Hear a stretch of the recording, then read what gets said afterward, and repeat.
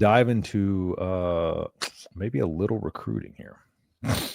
Yes, that's actually what I was doing, was reading my recruiting notes. So yeah, go ahead. So 2026 cycles essentially wrapped up, but Nebraska is certainly going to try and get a few guys late. A lot of flips late.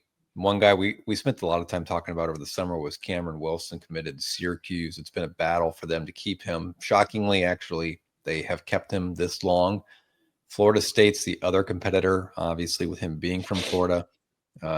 Familiarity with Tony White, familiar with Terrence Knighton, because they were recruiting him at Nebraska for a short period of time. However, Florida State did just flip a defensive end earlier this morning or this afternoon time frame.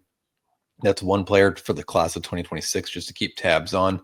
I think Nebraska, they're still recruiting him. They're still trying to get him back on campus. So he's worth monitoring. They need help on pass rushers. Obviously, it's been an issue all year. And then they're also circling back on another player from North Carolina, a different defensive end named Ahmad Lewis. He visited Florida State, I think, this past weekend or maybe the week prior. But those are two guys I'm just kind of keeping tabs on right now with the 2026 class. Valdon Sohn, they're still trying to flip him back away from Georgia. I don't think it's possible, but it's worth monitoring just because we've obviously seen how much they need big physical bodies inside. So Does Nebraska up their NIL, their rep share? That's certainly possible. As we know, Georgia has 6 defensive linemen committed in their 2026 class. It's a little bit of a crowded room. So we have that selling point, as well as, we've been your team, or you've been our guy from the jump. Can they get Valdon? I wouldn't plan on it, but we've spent a lot of time talking about him. Class of 2027, though, this is kind of where things are getting fun. They're getting exciting. We've been saying it for months on end, that this is the class that I think I said it last night, that could rival Bill Callahan's 2004 and 2005 recruiting class, which is arguably the greatest recruiting class in Nebraska football history. What were some names? Do you remember some names from that one? That was Ndamukong Suh. That was Philip Dillard, I believe, was in, maybe not that class, but Ndamukong Suh was in that class. Yeah, buddy. Marlon Lucky was in that class, which was a 5-star. Nebraska somehow pulled him away from USC. Was that still the highest rated recruit we've ever had besides Rhule? I think the highest ever might be Baker Steinkuhler, because he was a 5-star. I think he was ranked 7th nationally. I'm going to pull up. I thought it was Marlon Lucky, but I'm probably wrong. I mean, he was insanely highly recruited player. While we're on the topic, I'm pulling it up because this class was, I'm just telling you guys, if you don't recall, or if you're too young to remember, I was really curious to hear about the names. So you had 5-star Marlon Lucky, 9th overall player in the entire country. You had 4-star Leon Jackson. That was the other running back in the class, who was ranked 38th nationally. Now, he didn't do much at Nebraska, but and Ndamukong Suh. You had Philip Dillard, Zach Potter. We can skip over Harrison Beck, but oh God, let's not go there. As good as he was, that also, Barry Turner, that was an NFL guy. Chris Brooks, NFL guy. Cody Glenn, really good linebacker that was actually a running back originally. Jordan Congdon was a really good kicker for a season before he transferred out. Ola Dagandura was a phenomenal defensive tackle. Zac Taylor, who won Big 12 Conference Player of the Year or Offensive Player of the Year.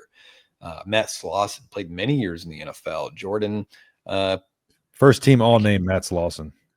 Yeah, what a phenomenal name. Actually, I met him. I have a picture with him in my scrapbook. Very, very large human being. Great football name. Yeah. Steve Octavian. Zach Bowman was a 5-star. Barry Cry. I mean, Franz Hardy. This class, guys, was loaded. It finished 3rd nationally. Yeah. And what is this one set at? 3rd nationally, I think, as of right now? 3rd nationally right now. Yep. 3rd nationally. If the writing on the wall is, what we think it is, it might be 1st here in the next couple weeks. Yeah, I mean, it could be by the end of the week. Or by the end of the week. Or by the end of the day. Because right now, that too. I've got X open for this exact reason. So now, this 2027 class has Trae Taylor, who just moved, I believe, to 38th nationally, and 36th nationally is where 5-stars start. Torrey Pittman. Pittman is a 5-star safety. We just got Tay Ellis, who is a consensus 4-star.